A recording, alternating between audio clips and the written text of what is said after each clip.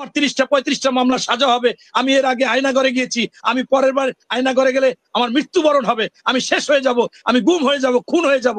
এই কারণেই তো আমাদের 65 লক্ষ লোক আরো 65 লক্ষ লোক নিয়ে নামছে। এইটা বাস্তবতা, দিতে পারতেছে না কেউ। বিভিন্ন জায়গায় এরা বসে আছে বহাল তবিয়াতে। এই বসে আছে কিভাবে? এইখানে আপনি বিশ্বাস করেন আর না করেন, এরা বলে বিএনপি হয়েছে, এই সরকার হইলে বিএনপি, এইটা হইলে মানুষকে আইওয়াশ করার জন্য, ওদের বদনাম ঢাকার জন্য। সম্পূর্ণ সরকারি প্রত্যেকটা জায়গায় এদের লোক বসে আছে। আলতাফ হোসেন চৌধুরী যদি বলে থাকে যে আমাদের মধ্যে র আছে, সেটা অবশ্যই যদি টের পেয়ে থাকে, এটাকে আরো উনি সোচ্চার হয়েছে। এবং এটা বলা মানে আমরা এটার বিরোধিতা, ভারতের পক্ষে আমরা কাজ করতে চাই না, আমরা রকে আমাদের মধ্যে প্রাধান্য দিতে চাই। আপনি দেখেন যে এই আমাদের যে রুমিন ফারহানা বলছে হয়তোবা কোনো তর্কের খাতিলে বলেছে, কিন্তু কথাটাকে আপনি উড়াই দিতে পারেন না। আপনি দেখেন যে তাদের যে বিষয়টা, আমি 2টা পোস্ট আপনাকে দেখাই, আমি পোস্ট করেছি নিজে বাধ্য হইয়া, যে এমন অবস্থা আমরা যে বিএনপি কোনো আন্দোলন করেছি। এই দেখেন, আমাদের প্রধান ছিল গণতান্ত্রিক সংস্কৃতি ইতিমধ্যে সরকার গ্রহণ করেছে। এখন শিক্ষার সুষ্ঠু পরিবেশ নিশ্চিত করার লক্ষ্যে দ্রুত শিক্ষা প্রতিষ্ঠান করে দেওয়ার জন্য সরকারের প্রতি জোর আহ্বান। এলে তারা বলছে আমাদের কোঠা। আরেকটা দেখেন সার্জিৎ কি বলে, চেষ্টা করে, চেষ্টা না অপচেষ্টা করে, এবং সেটাকে কাজে লাগিয়ে আসলে জ্বালা পোড়া ভাঙচুর কিংবা এই সহিংসতাগুলো করে, সেটাকে আমরা কখনোই সমর্থন করি না। সে এই সার্জিৎ এবং হাসনাত তারা দুইজনে স্পষ্টভাবে বলেছে যে আমাদেরকে পুঁজি করে বিএনপি কে ইঙ্গিত দিয়েছে তারা এটা সুযোগ সুবিধা নেবে, আমরা এই আন্দোলনে নাই এবং এই আন্দোলন দেশের জন্য। এটা একবার বলেছে, আবার একবার ভাতের হোটেলে গিয়ে বলেছে। এখন এগুলো তো ভাই প্রমাণ এখন আমাদের তর্কের খাতিরে দিতে হয়। তারপরও আমি শেষ কথা আপনাকে জানাবো, আমাদের বিএনপির ভারপ্রাপ্ত চেয়ারম্যান মহোদয়ের কথাই হচ্ছে মূলত চূড়ান্ত কথা। তিনি এ পর্যন্ত 1 সেকেন্ডের জন্য বলেনি এই আন্দোলন সম্পূর্ণ বিএনপি করেছে বা কেউ করেছে। উনি বলেছে যে রাজনৈতিক দলগুলোর আছে এবং সবচেয়ে ভূমিকা ছিল ছাত্র জনতা, তাদের কারণেই আজকে এই ফ্যাসিস্ট পালিয়ে গিয়েছে। কিন্তু বাস্তবতা হয়েছে যে কৌশলগতভাবে তারেক রহমান আমাদের ফেসে যেতে দেয় না, সামনে যেতে দেয় না। মহাসচিব এই কথা বলেছেন, এবং এই কথা বলাটা যে এইটাকে কোট করে বড় কিছু, বাস্তবে কি হয়েছে সেটা আপনার দেখতে হবে। আমি একটা জায়গায় আপনি বলবেন যে আমি বলছি ওই কাজে যাব না, আর আমি কাজটা নিজে করে ফেলেছি, আপনি সেইটা দেখবেন না। আমি তো আপনাকে বললাম যে আপনি প্রত্যেক দিনের ভিডিও, আমার ছেলেকে নিয়ে গিয়েছি, মাত্র কলেজে উঠেছে, 16-16.5 বছর বয়স। কেন গিয়েছি?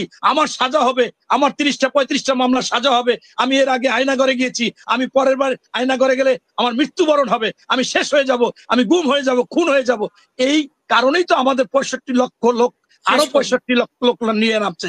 এইটা বাস্তবতা, এটা সত্য, এটা যৌক্তিক, এবং এইটাই। তারপরও আমি আমাদের ভারপ্রাপ্ত চেয়ারম্যান মহোদয়ের সাথে বলবো, অবশ্যই ছাত্রদের ভূমিকা ছিল, জনগণের ভূমিকা ছিল, আমরা কৃতজ্ঞতা স্বীকার করি। কিন্তু এই মানে এই না যে আমাদেরকে বলবে যে আমরা কিছুই বুঝে না বিএনপির লোক, আমরা যা বলবো ওইটাই সত্য, ওইটাই বাস্তব। এইটা কিন্তু আপনাকে দেখাইলাম যে যমুনা টিভি দেখাইছে আজকের অনশনে মাত্র 2 জন, অথচ লেখালেখি তারা ফেসবুকে করতেছে 26 জন লোক অনশন করতেছে, অসুস্থ হয়ে যাচ্ছে। আজকে যমুনা টিভি যখন গেছে, ওখানে আজকে শিক্ষা উপদেষ্টা গিয়েছিলেন, সেখানে আজকে দেখেন এবং সকল শিক্ষকরা মিলিতভাবে বলছে ভিসির কোনো দোষ নেই, ভিসিকে যদি অপসারণ করা হয় আমরা আমাদের একাডেমিক অন্যান্য কার্যক্রম সব বয়কট করব। তারপরেও তারা বলবে যে ভিসি মিথ্যা কথা বলে, টিচাররা মিথ্যা কথা বলে, বিএনপি মিথ্যা কথা বলে, অন্যরা মিথ্যা কথা বলে, ওনাদের ওই ছাত্ররা যেটা বলছে। সেই ভিসিদেরকে নিয়ে তো হান্নান মাসুদ একটা পোস্ট দিল যে এই ভিসিরাই আবার হাসিনাকে রাখতে চাইছিল হাসিনা থাকা অবস্থায় আন্দোলনের সময়। অলরেডি এই ভিসি চাইনি, এবং এই ভিসি না বলছে যে ভিসিরা, যে 14 জন ভিসি এখন এই ভিসির জন্য সুপারিশ করছে, সেই ভিসি কিছু ভিসি মানে তখন শেখ হাসিনার আন্দোলনের সময় তখন তারা শেখ হাসিনাকে রাখতে চেয়েছিল, এরকম বক্তব্য দিয়েছে। আচ্ছা, আপনাকে আমি স্পষ্টভাবে বলি, আজকে বাংলাদেশে আওয়ামী লীগকে আনতে চাচ্ছে এই ছাত্ররা এবং এই অন্তর্বর্তীকালীন সরকার। কেন? আপনি দেখেন যে এরা এসে তারা বড় করে প্রেস ক্লাবে টাকা কেন, কারণ আপনি বলি প্রথমে তারা সবচেয়ে মানুষ আতঙ্কিত হয় এই আওয়ামী লীগের কমিশনারদের নাম শুনলে, কাউন্সিলরদের। এই কাউন্সিলররা অগাধ টাকা মানুষের সব দখল টকল করে টাকায় টাকায় টাকা, তাদেরকে কেন তারা আবার বসাইতে চেয়েছিল। অবশ্যই তার এই মাসেলম্যান টাকা সহ এই দলে তারা নিতে চেয়েছিল। আবার দেখেন ইউনিয়ন পরিষদ নির্বাচনগুলো আগে যদি দেয়, সেখানে আওয়ামী লীগের কেউ না কেউ ঢুকে যাবে। যদি না ঢোকে, ওই আপনার জাতীয় নাগরিক পার্টির লোকজন নির্বাচন করবে, তারা মামা খালু ফুপা এরকম ঢুকে যাবে। এদের কৌশলটাই ছিল এই আওয়ামী লীগের উপর, এই আমলাদের উপর। এখন পর্যন্ত 80% আমলাদের তারা তদবির করে রাখেছে। এই আপনারা তো দেখেছেন, ডিসি তারা ট্রান্সফার দিয়েছে। কিভাবে যারা আমাদের উপর অন্যায় অত্যাচার করেছে তারা এখনো থাকে, এখনো ডিসি থাকে। আমার বাগেরহাটের ডিসিও সে আওয়ামী লীগের সময় ছিল, সে ওই পক্ষ ছিল, এখনো আছে। এই কেন? এই একজন ডিসি, একজন সচিব, সে চিন্তা করে কি জানেন? একজন সচিব মনে করেন আওয়ামী লীগের সময় 200 কোটি টাকা ইনকাম করছে, এখন যদি তাকে সাসপেন্ড করা হয় তাহলে তার সচিব যাবে, তার বিরুদ্ধে দুর্নীতির মামলা হবে। এর চাইতে যদি 100 কোটি টাকা এই ছাত্র বৈষম্য বা এই নাগরিক পার্টি বা কাউকে দিয়ে উনি থাকতে পারে, ওনার সম্মানও থাকলো, উনি সচিবও থাকলো, আবার 200 কোটি দিয়ে 100 কোটি গেলে 100 কোটি বাইশেও গেল। এরকম করে আমাদের কত সাংবাদিক সম্মেলন হয়েছে। এই যে আপনার চট্টগ্রাম পড়ে একজন লোক, খুব সম্ভবত মনিরুজ্জামান, ওনার বিরুদ্ধে কত কোটি টাকার দুর্নীতিতে মামলা, সরাইতে পারতেছে না কেউ। বিভিন্ন জায়গায় এরা বসে আছে বহাল তবিয়াতে। এই বসে আছে কিভাবে? এইখানে আপনি বিশ্বাস করেন আর না করেন, এরা বলে বিএনপি হয়েছে, এই সরকার হইলে বিএনপি। এইটা হইলে মানুষকে আইওয়াশ করার জন্য, ওদের বদনাম ঢাকার জন্য। সম্পূর্ণ সরকারি প্রত্যেকটা জায়গায় এদের লোক বসে আছে, এরা কাজ করতেছে। ডিসি অফিসে, এসপি অফিসে, ইউনো অফিসে, এই জায়গায় সে জায়গায়, সচিবালয়, সব জায়গায়। আমি ঢুকতে পারি না, ওরা নিয়মিত ঢুকতেছে। অথচ আমি মনে করেন আপনার 2001 সাল থেকে মনোনয়ন চাই বিএনপির।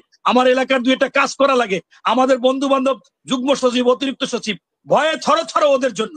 আপনি এই আওয়ামী লীগকে যে আমাদের মহাসচিব বলেছে, তিনি অবশ্যই রাজনৈতিক বক্তব্য দিয়েছে। তিনি বলেছেন যে এইটা সকল, প্রথম বলেছিল সকল দল যদি করে, জনগণ যদি করে, রাষ্ট্র যদি করে, তাহলে তো আমাদের আপত্তি নাই, এইটা বলেছে। কিন্তু তাদের বিচার হতেই হবে। এখন এরপরে এইটা এখন বলতেছে সরকারের করতে হবে, আমাদের অন্যরা অবশ্যই সরকারি ভাবেই তো করতে হবে। আপনি আগে আওয়ামী লীগ এরকম সরকারি ভাবেই তো জামাতকে নিষিদ্ধ করেছে, আবার ছাত্রলীগ কিভাবে নিষিদ্ধ হলো? এটা কি বিএনপি নিষিদ্ধ করেছে?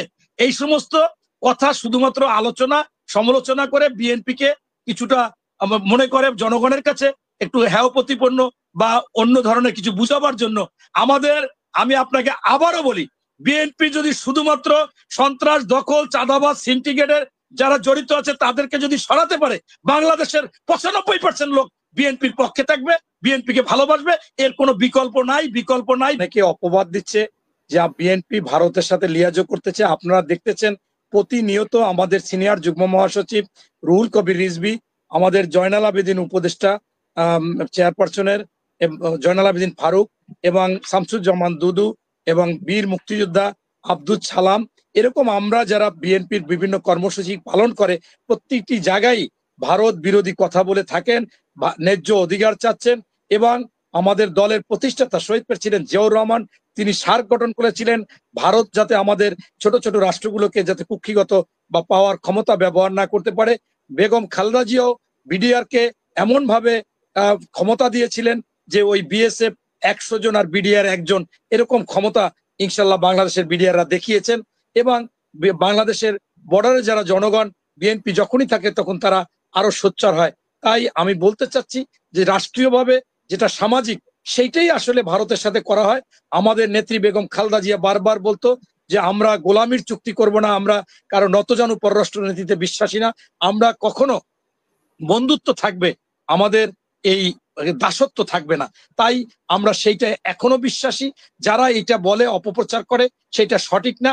বরঞ্চ আমাদের যিনি ভাইস চেয়ারম্যান জনাব আলতাফ হোসেন চৌধুরী যদি বলে থাকে যে আমাদের মধ্যে র আছে, সেটা অবশ্যই যদি টের পেয়ে থাকে, এটাকে আরো উনি সোচ্চার হয়েছে। এবং এটা বলা মানে আমরা এটার বিরোধিতা, ভারতের পক্ষে আমরা কাজ করতে চাই না, আমরা রকে আমাদের মধ্যে প্রাধান্য দিতে চাই না, এটাই আসলে বুঝানো। তাই আমি স্পষ্টভাবে বলতে চাচ্ছি যে এইটাও সঠিক না। আমরা স্পষ্টভাবে বিএনপি যারা করে এবং তারা জানে যে ভারতে মুসলমানদেরকে যেভাবে নির্যাতন করা হচ্ছে, ওরা মুসলিম বিদ্বেষী এবং বাংলাদেশেরও বিদ্বেষী। বাংলাদেশকে ওরা ভালোবাসে না, ভালোবাসতে পারে না, বন্ধুত্ব কখনো ওরা করতে চায় না। শুধুমাত্র শেখ হাসিনা, তার পরিবার বা আওয়ামী লীগের মুষ্টিমেয় লোকের সাথে বাংলাদেশকে তারা এরকম করে না। তাই আমরা মনে করি যে আমরা সেইভাবে আমাদের অধিকার, আমাদের বন্ধুত্ব বজায় রাখবো, সম অধিকার থাকবে, এটাই আমরা বিশ্বাসী। ধন্যবাদ।